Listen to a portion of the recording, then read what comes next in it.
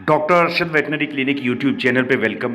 Video में avian influenza यानी कि बर्ड फ्लू की बात होगी, एवियन फ्लू की बात होगी, यानी कि फाउल प्लैग की बात होगी कि जिसमें आपके चिकन्स की कलगी और उनके वेटल में सोजश होना शुरू हो जाती है, जिससे एहतियात के लिए आप गैलीम्यून की H9 की या H7 की या H5 की वैक्सीन लगवाते हैं या किसी भी अच्छी कंपनी की वैक्सीन लगाते हैं।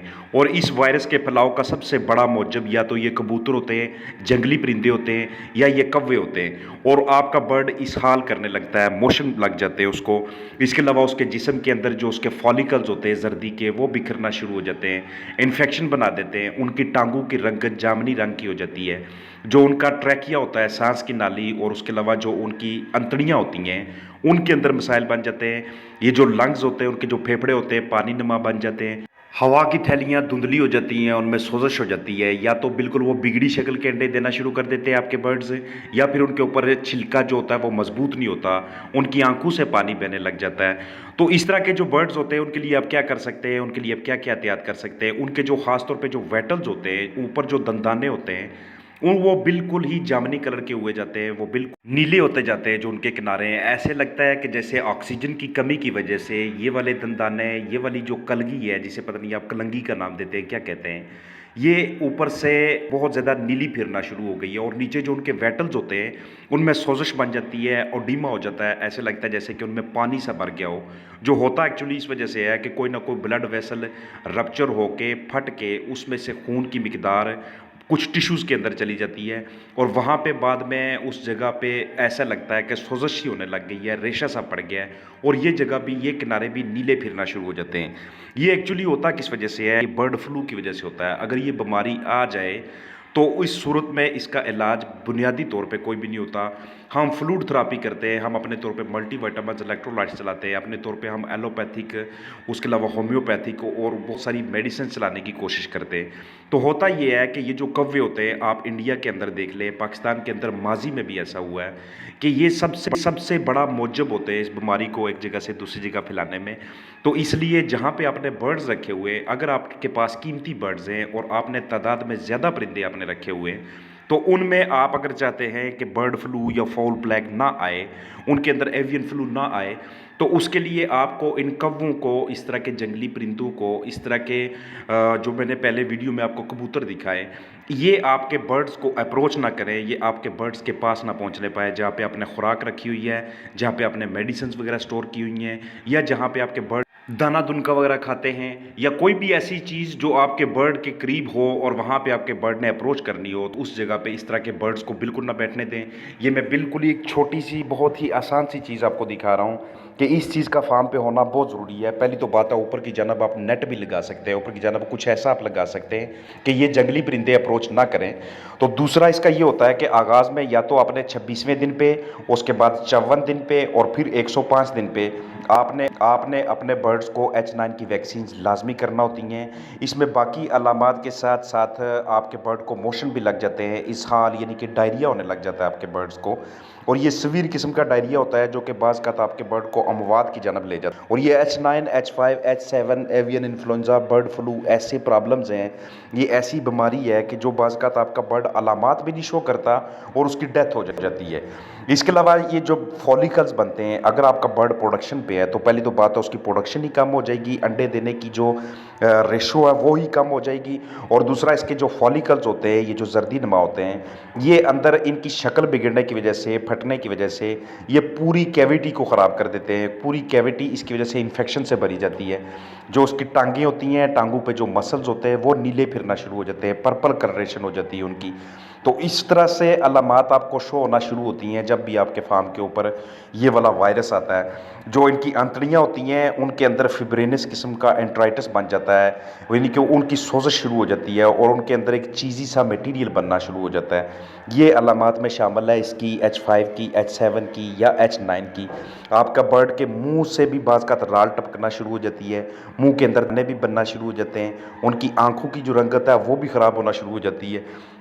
तो ये इस तरह के बर्ड्स जो ये सामने मैं आपको दिखा रहा हूँ, ये इन बर्ड्स को आपने हर हाल में कंट्रोल में रखना है। अगर इस तरह के बर्ड को आप देखेंगे, जिंदा बर्ड के अंदर बलगम सी बनी होगी, वो हर हर की आवाज़ें निकाल रहा होगा, और जब वो मुर्दा हो जाएगा, अगर आप उसका पोस्टमार्टम करेंगे तो आपको उसके ट्रैकिया यानी कि विंड पाइप यानी कि सांस की नाली के अंदर आपको रतूबत नज़र आएगी।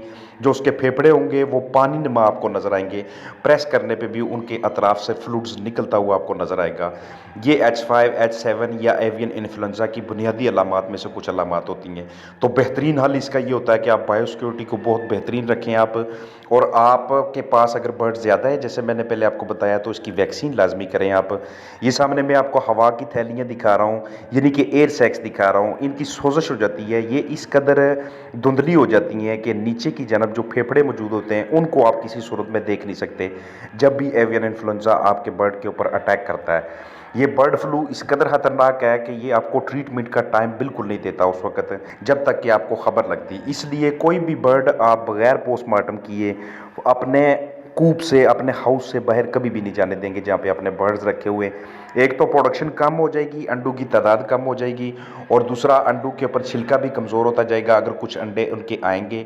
जो इनकी आंखें होती हैं, आंखों से रतूबत सी बहना शुरू हो जाती है। आपके बर्ड का जो हेड होता है, पूरा सर का जो पोर्शन होता है, वो भी सूजने लग जाता है। इनकी आंखों की जो कलर होता है वो भी तब्दील होने लगता है। जो इनका कंजंक्टिवा यानी कि जो पलकें होती हैं वो ख़राब होना शुरू हो जाती हैं। इसलिए 26वें दिन पे आप H9 का पहला शॉट, अगर आपके पास बर्ड्स ज़्यादा हैं और अगर आपके इलाके में एवियन इन्फ्लुएंजा की वबा पहले फैली है, तो ये उस सूरत में ये मैं वीडियो बनाई है, उस सूरत में मैं आपको बताना चाहता हूँ कि उस सूरत में आपने क्या करना है। तो अगर आपके इलाके में पहले से एवियन इन्फ्लुएंजा का कोई केस नहीं आया और आपके बर्ड्स पिछले फ्लाक में भी महफूज थे, या जो आपके दूसरे कोलीग्स हैं उनके फ्लाक महफूज रहे हैं, ऐसी कोई भी बीमारी नहीं आई, तो उस सूरत में सिर्फ बायोसिक्योरिटी को अच्छा रखने से, माहौल को साफ़ सुथरा रखने की वजह से, जरासीम कुशी बार बार रखने की वजह से आप अपने बर्ड्स को इस बीमारी से बचा सकते हैं। और ख़ुसूसन जो मैंने आपको परिंदे दिखाए, ये परिंदे बीमारियों का, वायरस का एक जगह से दूसरी जगह फैलाने का बहुत बड़ा मौजब होते हैं। इसलिए जब आपके फार्म्स पे भी किसी किस्म, तो उन अमवात को आपने बाकायदा तरीके से डिस्पोज करना है। बिल्कुल अपने बर्ड के करीब आपने उसको नहीं फेंकना। इस तरह के बर्ड्स को खांसी, बलगम, स्नीजिंग की शिकायत, अचानक उनकी अमवात हो जाना, कम भूख लगती है इस तरह के बर्ड को, उनको ताकत भी आपको कम नज़र आती है, उनके जोड़ों में आपको सोजिश नज़र आना शुरू हो जाती है, चाल में उनकी कोई ख़ास तवाज़न नहीं होता, क्योंकि ये वायरस है और इसकी वजह से इनकी इम्यूनिटी, इनकी जो क़ुव्वत मुदाफ़त है वो बहुत ज़्यादा नीचे की जानब आ जाती है। तो सांस की नाली में म्यूकस बहुत ज़्यादा तादाद में भरने की वजह से इनकी अमवात हो जाती हैं। जब अंडा अंदर इनका बिगड़ी शक्ल का हो जाता है, जब इनकी जर्दी अंदर बिखरना शुरू हो जाती है, तो वो सारे जिस्म के अंदर इन्फेक्शन के बाद भी अमवात का बायस बनती हैं। जब इनकी नाक से पानी बहता रहता है और उसके बाद इनकी हवा की थैलियाँ और अंदर की जानब जो फेफड़े होते हैं वो जब बहुत ज़्यादा डैमेज हो जाते हैं, तो ये भी उनकी अमवात का बायस बनते हैं। तो ये ऐसा वायरस है, ऐसी बीमारी है कि जिससे आपका बर्ड कम्प्लीटली मुतासर हो जाता है। ख़ास तौर पर उसका जो रेस्पिरेटरी निज़ाम होता है, जो उसका सांस का निज़ाम होता है, और उसके सारे जो हिस्से अगले होते हैं वो सारे के सारे एक एक करके डैमेज होते जाते हैं। और आप उस पर एंटीबायोटिक्स चलाने की कोशिश करते हैं तो एंटीबायोटिक्स उस वक्त काम नहीं करती। ये बहुत ज़्यादा इस पर रिसर्च करने के बाद भी कोई इसके लिए कोई इफ़ेक्टिव को ख़ास किस्म की मेडिसिन नहीं दरियाफ़्त हुई, क्योंकि वायरस का मैंने पहले भी बहुत सारी वीडियोस के अंदर जिक्र किया कि वायरस का अपना एक टाइम पीरियड होता है, एक अपना इंक्यूबेशन पीरियड होता है। जब तक उसने अपना वो इंक्यूबेशन पीरियड पूरा नहीं करना, तब तक वो उसने जान नहीं छोड़नी। ये अलग बात होती है कि दूसरे दिन पे जाके, तीसरे दिन पे जाके बहुत ज़्यादा तबाही पैदा करने के बाद, बहुत ज़्यादा तबाही की वजह बनने के बाद वो वायरस आस्ता आस्ता से जिस्म से निकलता जाता है और बर्ड का जो मुदाफ़ती निज़ाम होता है वो दोबारा से बहाल होता जाता है।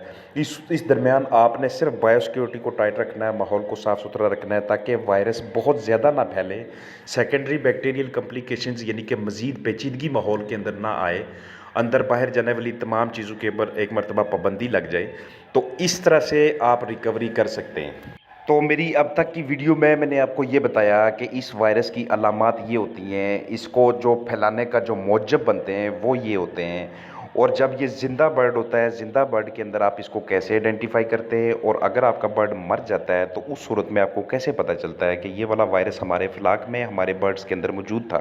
ساتھ ہی آپ کو یہ بھی بتایا کہ اگر ماضی کے اندر آپ کے علاقے میں یہ وبا نہیں پھوٹی تو اس صورت میں آپ کو پریشان ہونے کی ضرورت نہیں، صرف آپ کو بایو سیکیورٹی یعنی کہ زندگی کے تحفظ کے تمام اصولوں کو مد نظر رکھتے ہوئے صفائی ستھرائی اور جراثیم کشی پہ غور کرنا ہے۔ میں بہت جلد کوشش کروں گا کہ میں آپ کو بیماریوں کے حوالے سے تمام ویڈیوز اپلوڈ کروں۔ میں نے پہلے بھی اپلوڈ کی ہوئی ہیں جس میں آپ کو یہ بتا سکوں کہ کون سی بیماریاں ایسی ہیں جو وائرس کی وجہ سے پھیلتی ہیں اور وہ آپ کا کتنا نقصان کر سکتی ہیں، ان سے آپ بچ کیسے سکتے ہیں۔ کون سی بیماریاں ایسی ہیں جو بیکٹیریا جیسے جراثیموں کی وجہ سے پھیلتی ہیں، ان کے لیے آپ کیا کر سکتے ہیں۔ اس کے علاوہ پروٹوزوا کی وجہ سے، آپ کی مینجمنٹ کی وجہ سے کون سی بیماریاں ایسی ہیں جو والدین سے اولاد کی طرف جاتی ہیں۔ یعنی کہ ان کو اپلوڈ کرنے کا مقصد یہ ہوگا کہ آپ کو یہ بتایا جا سکے کہ کن کے اوپر آپ نے پیسہ لگانا ہے اور کن کے اوپر آپ نے پیسہ نہیں لگانا، اور کن وباؤں کے لیے آپ نے پہلے سے ہی احتیاط کر کے رکھنی ہے تاکہ آپ کو بعد میں نقصانات نہ ہوں اور آپ اس کاروبار سے مایوس بالکل نہ ہوں۔ تو مجھے پوری امید ہے کہ یہ ویڈیو آپ کے لیے ہیلپ فل ثابت ہوگی اگر آپ اپنے کاروبار میں اور اپنے برڈز کو زندہ رکھنے میں اور ان سے پرافٹ لینے میں بہت زیادہ سنسیئر ہیں، تو اس سلسلے میں یہ آپ کے لیے بہت زیادہ معاون ہوگی۔ اپنا خیال رکھیے گا۔ فی امان اللہ۔